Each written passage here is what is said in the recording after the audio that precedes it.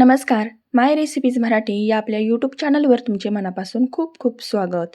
तर आज मी बनवत आहे केकप्रमाणे अगदी मऊ लुसलुशीत आतून जाळीदार होणारे गोडाप्पे.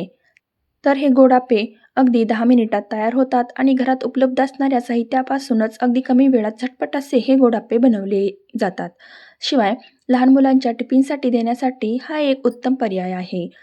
तर इथे मी तुम्हाला हे आप्पे हाताने कट करून दाखवते आहे. तर आतून अगदी जाळीदार आणि स्पॉन्जी देखील झालेले आहेत. चला मग लगेचच रेसिपीला सुरुवात करूया.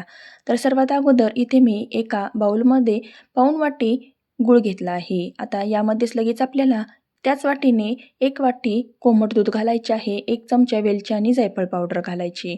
आता हे सर्व साहित्य आहे ते चमच्याने हलवत व्यवस्थित मिक्स करून घ्यायचे आणि गूळ आपल्याला या कोमट दुधामध्येच विरघळून घ्यायचं आहे. दूध लक्षात असू द्या की कोमटच घ्यायचे आहे. गरम दूध वापरले तर ते फाटण्याची शक्यता असते.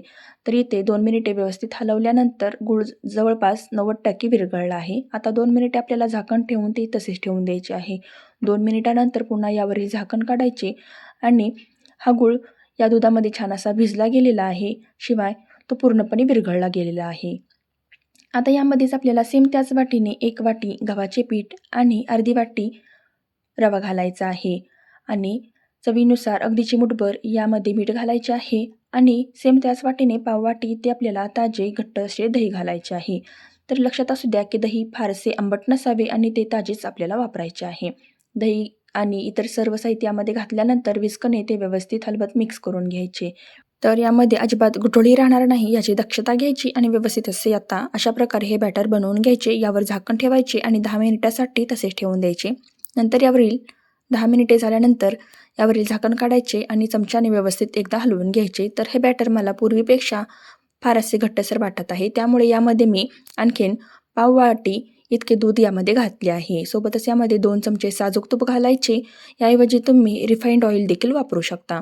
तर आता दूध आणि तूप या मिश्रणामध्ये घातल्यानंतर पुन्हा चमच्याने हलवत अशा प्रकारे व्यवस्थित मिक्स करून घ्यायचे आणि व्हिडिओमध्ये दाखवल्याप्रमाणे अशा प्रकारे फार घट्टसर किंवा अगदी सैलसर नको तर अगदी व्हिडिओमध्ये दाखवल्याप्रमाणे मध्यम स्वरूपात हे बॅटर आपल्याला बनवून घ्यायचे आहे. तर आता सर्वात शेवटी यामध्ये अर्धा चमचा सोडा घालायचा आणि व्यवस्थित हलवत मिक्स करून घ्यायचे. तर एकाच डायरेक्शनमध्ये साधारण 1 ते 1.5 मिनिट आपल्याला चमच्याने हलवत फेटून घ्यायचे आहे. तर हे मिश्रण पूर्वीपेक्षा छान असे हलके झालेले तुम्हाला दिसेल. तर आता लगेचच आपण याचे आप्पे बनवायला घेऊया. गॅसवर मी एक आप्पे पात्र ठेवले आहे. त्यामध्ये थोडे थोडे करून अशा प्रकारे साजूक तूप घालायचे.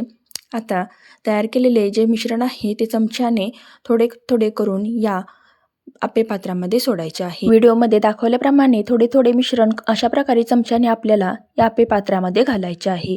तर इथे मी सर्व या आप्पे पात्रात हे मिश्रण चमच्याने अशा प्रकारे सोडून घेतले आहे. आता वरतून यावर मी ड्रायफ्रूट्सचे काप घालत आहे. तर यामध्ये मी काजू, बदाम आणि थोडेसे मनुके घेतलेले आहेत आणि हे सर्व ड्रायफ्रूट्स मी अशा प्रकारे या आप्यांच्या वरती घातले आहेत. आता झाकण ठेवून लो टू मिडियम फ्लेमवर साधारण 2 मिनिटे खालच्या बाजूने आपल्याला ते व्यवस्थित भाजून घ्यायचे आहे. तर आता 2 मिनिटानंतर यावरील झाकण काढायचे आणि चमच्याने अशा प्रकारे हे आप्पे आपल्याला पलटून घ्यायचे आहेत. तर खालच्या बाजूने पहा ते छान असे भाजले गेलेले आहेत. तर आता अशाच प्रकारे सर्व आप्पे आपण चमच्याने पलटून घेणार आहोत. आता हे आप्पे जे पलटून घेतलेले आहे ते खालच्या बाजूने देखील आपल्याला 1.5 ते 2 मिनिटे लो टू मिडियम फ्लेमवर चांगले भाजून घ्यायचे आहेत. आता 1.5 ते 2 मिनिटे झाल्यानंतर हे आप्पे आपण चमच्याने काढून घेणार आहोत. तर पहा हे आप्पे खालच्या बाजूने देखील आता छान असे भाजले गेलेले आहेत.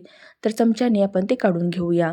तर पहा अगदी बघता क्षणी खावासा वाटणारा अगदी छान असा गुळाचे हे गहू पिठाचे आप्पे तयार झालेले आहेत. तर अशाच प्रकारे बाकीचे सर्व आप्पे देखील आपण काढून घेऊया आणि मुलांच्या टिफिनसाठी अगदी कमी वेळात झटपट अशी ही होणारी रेसिपी आहे. तर एकदा नक्की ही रेसिपी ट्राय करून पहा. तर हे आप्पे पहा अगदी मिनी केकप्रमाणे सॉफ्ट आणि स्पॉन्जी झालेले आहेत. पोटाने हलकेच दाबले असता पहा ते अगदी त्याच्या मूळ आकारात येत आहेत. इतके ते आतून जाळीदार आणि स्पॉन्जी झालेले आहेत. इथे मी एक आप्पे तुम्हाला कट करून दाखवते आहे आणि पहा अगदी आतून जाळीदार झालेले आप्पे हे तुम्हाला दिसतच असतील. तर अशा प्रकारे तुम्हाला ही गोड आप्प्याची रेसिपी आवडली असेल तर लाईक, शेअर आणि सबस्क्राईब करा. धन्यवाद.